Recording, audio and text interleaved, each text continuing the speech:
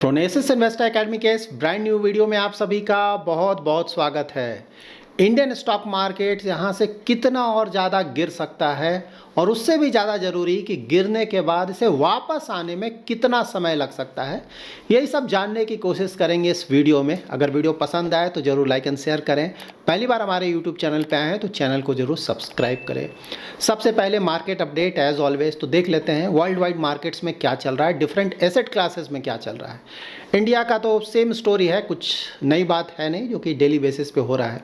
आज भी मार्केट के हालात ख़राब हैं, मतलब सभी कुछ large cap, mid cap, small cap, और बहुत ज़्यादा वोलाटाइल है। मतलब गिर रहा है सही बात है, लेकिन वापस आने की कोशिश भी कर रहा है मार्केट। एटलीस्ट अगर आप सुबह से मार्केट देखेंगे ना तो आपको यही लगेगा ना। लार्ज कैप खासकर स्टार्ट हुआ, ऊपर गया, फिर से नीचे गया, फिर से ऊपर, बहुत ज़्यादा वोलाटाइल है।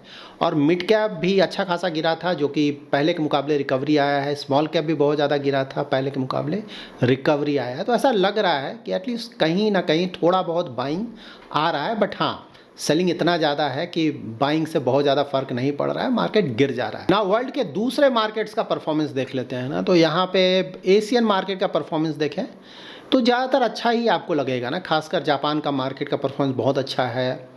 हांगकांग का मार्केट भी थोड़ा बहुत परफॉर्मेंस आया है, लेकिन हांगकांग का मार्केट तो बहुत अच्छा कर रहा है ना। पिछले काफ़ी समय से हम देख रहे हैं बहुत अच्छा returns. Chinese market mostly flat रहा है। और यूएस मार्केट तो सैटरडे के लाइव स्ट्रीम में मैंने आपको बताया ना, फ्राइडे को बहुत ज़्यादा अच्छा परफॉर्मेंस, क्योंकि लगातार गिरा भी था ना, तो इसीलिए अच्छा खासा रिकवरी आया था यूएस मार्केट्स में। देख सकते हैं सभी जगह बहुत अच्छा परफॉर्मेंस। आज देखते हैं क्या होता है। बॉन्ड्स देखिए 4.2% के आसपास, पहले के मुकाबले काफ़ी गिरा है, और जैसा वहाँ पे चल रहा है लगता है कि आने वाले समय में और भी ज़्यादा गिरेगा और 4% से नीचे आने का उम्मीद है। एग्जैक्टली कब आएगा ये तो नहीं बताया जा सकता है ना, किसी को नहीं पता है। बट हाँ, आने वाले 1-2 महीने में मोस्टली, या फिर नेक्स्ट फ्यू डेज़ में, यू नेवर नो, मतलब ट्रंप क्या करते हैं उसके ऊपर डिपेंड करेगा। तो 4% से नीचे आएगा तो मार्केट को एक कंफर्ट मिलेगा। ऑफकोर्स ये 3% भी जाएगा 10 ईयर, लेकिन हाँ उसमें टाइम लगेगा। और जब ये 3% के आसपास चला जाएगा तो बहुत अच्छा होगा। लेकिन हाँ, एटलीस्ट 4% से नीचे जाए तो थोड़ा मार्केट को, मतलब इमर्जिंग इकोनॉमीज़ को थोड़ा उससे राहत मिलेगा। क्रिप्टो करेंसी में बहुत इंटरेस्टिंग न्यूज़ है ना। मतलब बहुत तेज़ी से नीचे गया था इधर, फिर से ऊपर गया और फिर से थोड़ा नीचे गिरा है। तो अच्छा खासा रिकवरी आया है एटलीस्ट जो लॉस था उससे, इसलिए क्योंकि ट्रंप ने फाइनली अनाउंस किया है, जो कि पहले से एक्सपेक्ट किया जा रहा था। बट हाँ, ये अनाउंसमेंट आ गया है कि स्ट्रैटेजिक क्रिप्टो रिजर्व बनाने जा रहे हैं। मतलब जो क्रिप्टो करेंसीज़ हैं उसमें से कुछ क्रिप्टो करेंसीज़ में यूएस गवर्नमेंट की तरफ से इन्वेस्टमेंट होगा टाइम टू टाइम। तो ऑफ कोर्स ये बहुत बड़ा न्यूज़ है ना, इसीलिए आपने देखा होगा 1-2 दिन पहले बहुत तेज़ी से ऊपर गया था और फिर आज थोड़ा बहुत गिरा है। तो ट्रंप तो खैर एनी ऑफ काफ़ी समय से फेवर में है, तो थोड़ा बहुत जब भी वो इस तरह का स्टेटमेंट देंगे उसके कारण क्रिप्टो करेंसीज़ बहुत तेज़ी से ऊपर या नीचे होगा। गोल्ड देख लेते हैं। गोल्ड तो पहले के मुकाबले तो गिरा है ना, गोल्ड सिल्वर दोनों ही, लेकिन हाँ थोड़ा बहुत रिकवरी आया है फिलहाल यहाँ पे। ऑयल तो ठीक है, मतलब 73 के आसपास चल रहा है, जो कि हमारे बहुत अच्छी खबर है। नाउ एक बहुत इंपॉर्टेंट न्यूज़ जिसके बारे में हमें जानना चाहिए, इन्वेस्टर्स को बिल्कुल जानना चाहिए। देखिए, मुंबई के एक एंटी करप्शन कोर्ट ने माधुरी पुरी बुच के खिलाफ एफआईआर का ऑर्डर दिया है। इनके अलावा सेबी के होल टाइम मेंबर्स ना, 3 मेंबर्स पे ये मतलब एफआईआर होने जा रहा है, और साथ ही बीएससी के चेयरमैन और सीईओ पर ये एफआईआर हो रहा है। ठीक है, ऑफकोर्स ये बहुत बड़ा इवेंट है। तो यहाँ पे बोला जा रहा है कि किसी कंपनी के लिस्टिंग के दौरान, ठीक है, वहाँ पे जो भी नॉर्म्स होते हैं ना उसको स्ट्रिक्टली फॉलो नहीं किया गया। ठीक है, एग्जैक्ट डिटेल्स मैं आने वाली वीडियोस में और आपको बताऊंगा इसके बारे में। तो लेट्स सी क्या होता है। अभी तो एफआईआर का ऑर्डर मिला है, उसका जांच चलेगा, हुआ है नहीं हुआ है, कुछ दिनों के बाद ही, मतलब कुछ महीने लग जाएंगे। ऑफ कोर्स इमीडिएटली तो ये सब होता नहीं है ना। आज का टॉपिक कवर कर लेते हैं। देखिए, अभी इन्वेस्टर के सामने सबसे बड़ा चैलेंज क्या है। देखिए, गिर रहा है तो सही बात है, बहुत ज़्यादा गिर चुका है, यहाँ से उम्मीद है कि थोड़ा बहुत और गिर जाएगा। ठीक है, ये तो हम हमेशा डिस्कस कर रहे हैं, लेकिन यहाँ पर सबसे ज़्यादा ज़रूरी ये है इन्वेस्टर्स को जानना कि भाई ये जो गिर रहा है वापस कब आएगा, या वापस आएगा भी कि नहीं आएगा। ठीक है, यहाँ पे अगर थोड़ा श्योरिटी, देखिए गारंटी तो किसी चीज़ की नहीं, इक्विटी मार्केट है, लेकिन एटलीस्ट थोड़ा सा अगर श्योरिटी मिले यहाँ पे, तो इन्वेस्टर्स को एक कॉन्फिडेंस मिलेगा कि मार्केट में टिकना है नहीं टिकना है, और इन्वेस्टमेंट करना है नहीं करना है, क्या करना है। ठीक है, तो इसके लिए पहले जान लेते हैं ना कि पास्ट के फ्यू ईयर्स में स्टॉक मार्केट का बिहेवियर कैसा रहा है। मतलब जो जो पहले गिरा है स्टॉक मार्केट, वो क्यों गिरा है, उससे अभी के सर्कमस्टांसेस को हम कोरिलेट कर पाएंगे, ठीक है। तो 2008 में जैसे ना बहुत ज़्यादा गिरा था, निफ्टी 60% के आसपास गिर गया था, 60%। हाँ, तो अभी का गिरावट आपको ज़्यादा नहीं लगेगा वो देखकर। तो उस समय तो ऑफ कोर्स मतलब यूएस में बहुत ज़्यादा प्रॉब्लम आ गया था, लेमन ब्रदर्स का ना कोलैप्स कर गया था, उसके बाद वहाँ पे सब प्राइम क्राइसिस आ गया था, बहुत बड़ा इशू। उस तरह का इशू फिलहाल ऑफ कोर्स नहीं है वर्ल्ड में, इसलिए उतना ज़्यादा नहीं गिरा है, ठीक है। तो मैं सिर्फ आपको आइडिया दे रहा हूँ कि भाई क्या क्या हुआ है, जिससे कॉन्फिडेंस मिलेगा आपको मार्केट को लेकर। 2006 में 30% के आसपास गिरा, 30%, ठीक है। वहाँ पे क्या हुआ था कि भाई यूएस में इन्फ्लेशन बहुत ज़्यादा बढ़ गया था, उसके कारण वहाँ पे इंटरेस्ट रेट भी ज़्यादा बढ़ गए थे। तो वहाँ पे जब भी ना इन्फ्लेशन बढ़ेगा तो ऑफकोर्स आपको इंटरेस्ट रेट बढ़ाना पड़ेगा, तो वही हुआ था, टाइटनिंग हुआ था। और इंडिया में भी इंटरेस्ट रेट बढ़ाए गए थे, तो इसके कारण 30% के आसपास गिर गया था। 2010 में मार्केट से अबाउट 17% गिरा था, तो उस समय इंडिया में इन्फ्लेशन बहुत ज़्यादा हो गया था, ठीक है। और उस समय UPA 2 का गवर्नमेंट था ना, तो बहुत सारा निगेटिविटी चल रहा था, वो करप्शन ये सब के बहुत सारे चार्जेस चल रहे थे, लैक ऑफ रिफॉर्म्स था, तो इसीलिए मार्केट उस समय बुरी तरह से गिरा था। उसके बाद 2016 में मार्केट 16% के आसपास गिरा था, जो कि अभी फ़िलहाल इसी तरह के रेंज का गिरा हुआ है ना। उस समय चाइना में स्लो डाउन का डर हो गया था ना, उसके साथ साथ अर्निंग डाउनग्रेड्स हुए थे, तो इसीलिए उस समय मार्केट बुरी तरह से गिरा था, ठीक है। उसके बाद ऑफकोर्स कोविड आया, कोविड में बुरी तरह से मार्केट फिर से गिरा, और कोविड के बाद अभी हम अबाउट 15-16% के आसपास का, लार्ज कैप्स की बात मैं बोल रहा हूँ, अबाउट 15%, ठीक है। मिड कैप स्मॉल कैप तो खैर, स्मॉल कैप तो ऑलमोस्ट 25% के आसपास आप बोल सकते हैं, 24-25%, और मिड कैप भी अबाउट 19-20% के आसपास गिर चुका है, ठीक है। तो देखिए पहले भी बहुत बार गिर चुका है, और 2006 से अगर आप कोविड के समय तक का देखें ना, तो 18 टाइम्स ऐसा हो चुका है जब निफ्टी 10% से भी ज़्यादा गिरा हो, ठीक है। तो अभी जो कुछ भी हो रहा है कोई नई बात नहीं है, पहले कई बार हो चुका है, ठीक है। और कुछ और इम्पोर्टेंट डेटा आपको मैं देता हूँ। जैन 2008 से अप्रैल 2009 ना, वही जो 60% के आसपास गिरा था, तो गिरने में अबाउट 293 डेज तक मार्केट गिरा था ना, मतलब कभी ऊपर कभी नीचे, बट हाँ इस पीरियड में 60% गिर गया था। रिकवरी होने में कितना टाइम लगा था? 1032 डेज, ठीक है, टाइम लगता है अगर ज़्यादा गिर जाता है तो। उसके बाद फिर देखिए मई 06 से जून 06, 30% जो मैंने आपको बताया गिरा, उस समय 35 डेज़ में ही इतना गिर गया था और 173 डेज़ का पीरियड लगा था रिकवर करने में। फिर जो 10-11 गिरा 17%, 97 डेज़ में गिरा, और रिकवरी करने में 1000 से भी ज़्यादा टाइम लगा था। फिर जुलाई 11 टू अप्रैल 12 17% गिरा, 90 डेज़ लगे गिरने में, 3 मंथ्स के आसपास, और वापस आने में 454 डेज़ लगा, ठीक है। उसके बाद अक्टूबर 15 अगस्त 16 ना 16% के आसपास गिरा, 125 डेज़ तक गिरा, और 252 डेज़ लग गए थे रिकवरी में, ठीक है। फिर से फैब 07 से अगस्त 07 15%, 26 डेज़ लगा गिरने में, और 103 डेज़ लगे वापस आने में। फिर अक्टूबर 11 से जून 12 15% के आसपास गिरा, 53 डेज़ में गिरा ये पूरा, और 100 डेज़ के लगभग वापस आ गया। तो ये देखिए लार्ज कैप्स का है। तो अभी जो गिरावट है मोस्टली, इसीलिए मैंने पहले भी कई वीडियोज़ में आपको बताया ना कि ये जो गिरावट है मोस्टली ऐसा लगता है कि इस साल के अंत होते होते तक रिकवरी आ जाएगा। मैं ये नहीं बोल रहा हूँ कि लार्ज कैप में कोई बहुत ज़्यादा रिटर्न आएगा, ठीक है। मैं रिकवरी की बात बोलूँगा, जो गिर गया है एटलीस्ट वो वापस आ जाए, ठीक है। तो उम्मीद है, गारंटी तो नहीं है, स्टॉक मार्केट है, इस तरह का मत लिखिएगा कि आप गारंटी दे रहे हैं, कुछ नहीं, कोई गारंटी नहीं है, ठीक है। पास्ट में जैसा हुआ है प्लस इंडियन इकोनॉमी के जिस तरह के हालात हैं, इसके बारे में आगे मैं थोड़ा कमेंट करूँगा, उसको देखकर मैं बोल रहा हूँ कि लार्ज कैप्स में इस साल के अंत तक रिकवरी आ जाना चाहिए, ठीक है। रिटर्न्स तो हम नेक्स्ट ईयर बात करेंगे, ठीक है। इस तरह से आप देख सकते हैं। मिड कैप स्मॉल कैप अभी दिक्कत है। ये देखिए स्मॉल कैप्स का गिरावट और रिकवरी पीरियड, हाँ, जैन 2008 से जैन 2009 76% स्मॉल कैप्स का है, और रिकवरी में 2617 डेज़ लगे थे। नीचे भी देखिए ना, मतलब अभी तो आप ये 31 डेज़ 31% ना, अप्रैल 15 से फेब 16 31%, फिर जैन 22 से जून 22 34%।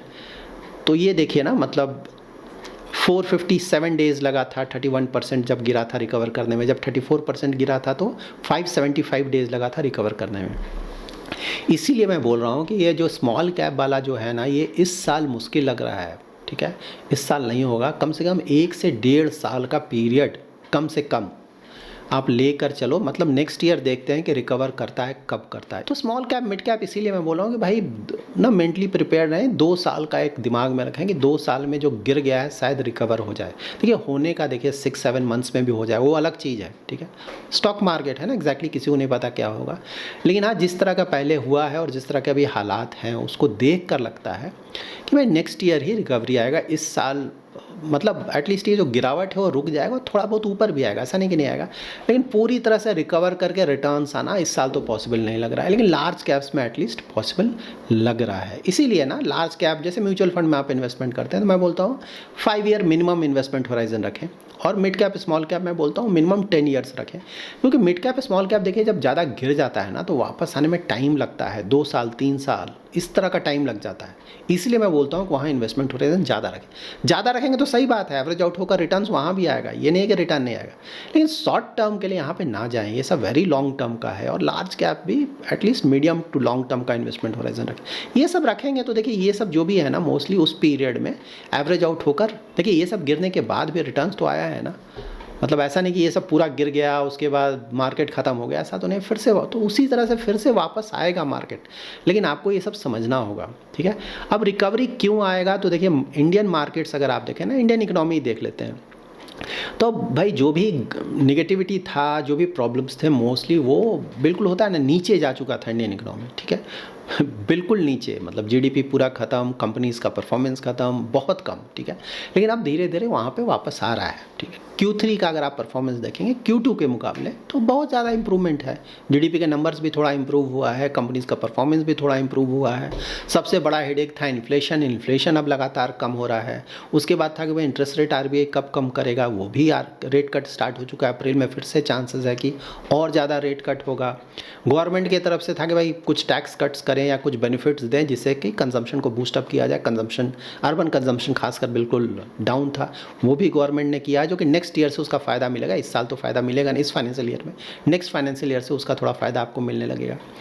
तो देखिए काफ़ी कुछ चल रहा है, ठीक है, पहले के मुकाबले। ऑफकोर्स ना 8-9% का ग्रोथ रेट आपका 6% जब आ गया तो मार्केट को गिरना ही था, और प्लस यूएस से भी प्रॉब्लम्स आ रहे हैं, हेडविंड्स आ रहे हैं, तो दोनों को मिला के मार्केट गिरा। यहाँ से थोड़ा बहुत और गिरावट बिल्कुल आ सकता है, एफआईआई अभी बेच रहे हैं तो लार्ज कैप यहाँ से और ज़्यादा थोड़ा बहुत गिर सकता है, थोड़ा बहुत गिर सकता है। और मिड कैप स्मॉल कैप का वैल्यूएशन अभी भी ज़्यादा है तो यहाँ ज़्यादा भी गिर सकता है, ठीक है। मेंटली इसको प्रिपेयर्ड है, एग्जैक्टली फिगर बताना कि कब तक गिरेगा कितना गिरेगा ये नहीं पता, ठीक है, ये बात मैं क्लियर कर दूँ लेकिन हाँ मतलब गिरेगा, लार्ज कैप थोड़ा बहुत और गिर सकता है, मिड कैप स्मॉल कैप और भी ज़्यादा गिर सकता है। वापस आएगा, बिल्कुल सही बात है, वापस बिल्कुल आएगा। लार्ज कैप इस साल के अंत तक मतलब आपको दिख जाना चाहिए recovery, mid cap small cap 1.5 से 2 साल लेकर चले, इस तरह से मेंटली प्रिपेयर्ड रहें। और लॉन्ग टर्म इन्वेस्टमेंट होराइजन है तो भाई टेंशन लेने की बात नहीं है, मार्केट गिरता है और कई बार गिरता है, इसीलिए मैंने आपको पूरा डिटेल्स दिखाया। देखिए यूएस अगर आप देखेंगे तो यूएस में एक पॉजिटिव है एक नेगेटिव है। यूएस का पॉजिटिव क्या है कि भाई ट्रम्प बोल रहे हैं टैक्स कट्स करेंगे तो वो पॉजिटिव है, डीरेगुलेशन करेंगे तो वो बहुत बड़ा पॉजिटिव है। यूएस के लिए नेगेटिव क्या है, तो ट्रम्प ये जो टैरिफ खेल रहे हैं ये नेगेटिव है। इमिग्रेशन पे बहुत ज़्यादा कंट्रोल, थोड़ा बहुत कंट्रोल बिल्कुल सही बात है, जो इलीगली आए हैं प्लस वहाँ पे जाकर इलीगल काम कर रहे हैं उनको हटाने का तो मतलब बनता है। लेकिन हाँ मतलब अगर कोई अच्छा रिसोर्स है तो उसको हटाने से तो यूएस में भी प्रॉब्लम आएगा, तो उस तरह से इसको देखें। तो देखिए यूएस इसीलिए ना मार्केट्स बहुत ऊपर गया, उसके बाद फिर वहाँ भी अच्छा खासा गिरा है, ऑल्दो फ्राइडे को ऊपर गया, लेकिन यूएस में भी ये रियलिटी चेक आ रहा है, ठीक है ना। और इसीलिए उनका जो 10 ईयर जीसेक है वो भी लगातार गिर रहा है पहले के मुकाबले, कि भाई ट्रम्प अगर ये इस तरह के पॉलिसीज़ करते रहें ना, किसी तरह का कंट्रोल नहीं रहा इन तरह के पॉलिसीज़ पे, यूएस में भी प्रॉब्लम आएगा, यूएस भी नीचे जाएगा, ठीक है। अभी चाइना के बारे में बहुत कुछ आप लोग सुन रहे होंगे, खासकर हांगकांग का मार्केट बहुत अच्छा कर रहा है, ठीक है। तो चाइना देखिए वही है जो कि मैंने आपको बताया था ना, मतलब सालों से कोई रिटर्न नहीं, ठीक है, बिल्कुल डाउन एंड आउट चाइना सालों से, ठीक है। तो जब रिटर्न नहीं आया सालों से तो सही बात है ना, उसका वैल्यूएशन बहुत नीचे चला गया। हमारा जो ये 920 बोलते हैं हम पी रेशियो के लगभग, उसका 10 के आसपास मतलब 8 के आसपास चला गया था, थोड़ा रिकवरी आया तो 10-10.5 के आसपास चला गया उसका, अभी भी बहुत नीचे है वैल्यूएशन वाइज, ठीक है। तो नेचुरली वैल्यूएशन बहुत कम है, और प्लस वहाँ का गवर्नमेंट भी थोड़ा बहुत इनिशिएटिव्स ले रहा है, वहाँ का जो सेंट्रल बैंक है थोड़ा बहुत इनिशिएटिव ले रहा है, तो इन्वेस्टर्स को लग रहा है कि भाई इतना गिरा हुआ है यहाँ से क्या गिरेगा, थोड़ा बहुत रिटर्न आ सकता है, ठीक है, इस तरह का थॉट प्रोसेस है। लेकिन हाँ चाइना में देखिए अभी भी प्रॉब्लम है, रियल एस्टेट का जो प्रॉब्लम बना हुआ है चाइना को लेकर। देखिए फॉरेन इन्वेस्टर्स को एक पॉजिटिविटी डीप सीक के कारण कॉन्फिडेंस बढ़ा है बहुत, हाँ, मतलब ऑल ऑफ अ सडन एक ऐसा टेक्नोलॉजी जो कि यूएस ने बहुत ज़्यादा खर्च करके बनाया और उसके मुकाबले चाइना ने एक ऐसा टेक्नोलॉजी लाया जो कि काफ़ी कम खर्च करके काफ़ी कम दिनों में बना दिया। तो उससे कॉन्फिडेंस बढ़ता है कि भाई चाइना भी, पहले देखिए क्या होता था ना कि चाइना को लेकर था कि अरे बिल्कुल ना चीप सामान है, ख़राब सामान है, ठीक है। लेकिन अब चाइना ने साबित कर दिया कि ठीक है, पहले जो था सो था, लेकिन अब हम टेक्नोलॉजी वाइज बहुत तेज़ी से आगे बढ़ रहे हैं, ठीक है। जापान के साथ भी यही था। जापान भी शुरू में ना मतलब कॉपी पेस्ट करता था यूएस का, तो चीप सामान, ख़राब क्वालिटी। लेकिन देखिए जापान फिर पूरा चेंज कर दिया ना, क्वालिटी के लिए जाना जाने लगा। चाइना के साथ भी धीरे धीरे वही हो रहा है। उसका भी जो टेक्नोलॉजी है बहुत तेज़ी से आगे जा रहा है और एक समय आ सकता है, मतलब जिस तेज़ी से आगे जा रहा है, टाइम लगेगा, इमीडिएटली मैं नहीं बोल रहा हूँ कि शायद यूएस से भी आगे ना निकल जाए टेक में। इंडिया को देखें तो ग्रोथ वाइज अभी भी वर्ल्ड में सबसे आगे है मेजर इकोनॉमीज़ में, और आने वाले कई सालों तक ऐसा ही उम्मीद है कि रहेगा, ठीक है। तो इंडियन ग्रोथ स्टोरी बिल्कुल इंटैक्ट है। अप डाउन चलता है, मैंने दिखाया है ना, कई सालों तक पहले भी अप डाउन हुआ है, कोई बड़ी बात नहीं है। यहाँ से रिकवर करेगा और फिर से परफॉर्मेंस वापस आएगा, बस वही है, ठीक है। बेसिक चीज़ों को आपको ध्यान में रखना है। लॉन्ग टर्म, हाँ, कुछ दिनों का, कुछ महीनों का इन्वेस्टमेंट करेंगे तो इक्विटी में आपको हमेशा प्रॉब्लम आएगा। कुछ सालों तक जाएँ तो अच्छी बात है, वहाँ पे प्रॉब्लम नहीं आना चाहिए। एवरेज आउट होगा, रिटर्न्स ठीक ठाक आ जाएगा। उसके बाद large cap, mid cap, small cap को मिक्सअप करके रखें। 100% स्मॉल कैप आपको प्रॉब्लम होगा, आने वाले समय में और ज़्यादा प्रॉब्लम होगा, तो ये ध्यान में रखें ना। मतलब लार्ज कैप में भी रखें एक्सपोजर अच्छा खासा, मिड कैप, स्मॉल कैप थोड़ा कम रखें, ठीक है। मैं सालों से बता रहा हूँ, हमारा यूट्यूब चैनल का ये 4th ईयर है, ठीक है।